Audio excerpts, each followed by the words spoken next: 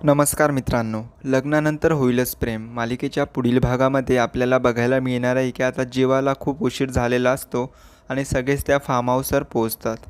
तिथे गेल्यानंतर आता मिथुन काका जीवाला जाब विचारत असतात की हे सगळं काय आहे? तुझं काव्यावर प्रेम होतं तर तू नंदिनीशी लग्न का केलंस? तेवढ्यातच काव्याची तिथे एंट्री होते आणि ती म्हणते की मिथुन काका आता सगळ्यांना सत्य समजणारच आहे. काव्यानंतर लगेचच पार्थ आणि नंदिनीसुद्धा तिथे येतात आणि काव्य आणि जीवाचे ते फोटो बघून त्यांना आता धक्काच बसतो. तर नंदिनी म्हणते की जीवा हे सगळं काय आहे?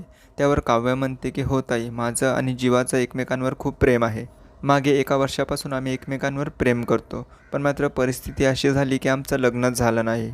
त्यावर पार्थ आता काव्याला जाब विचारत असतो की या कारणामुळे तुम्हाला माझ्यापासून डिवोर्स हवा होता का? तर मात्र आता जीवाला सत्य सांगावंच लागतं. हे सगळं बघून आता नंदिनी जागेवरच बेशुद्ध होते.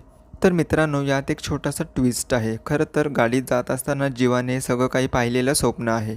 पण अजूनही ते फार्म हाऊसला पोहोचले नाही आहे. तिथे गेल्यानंतर तर तमाशा होणारच आहे.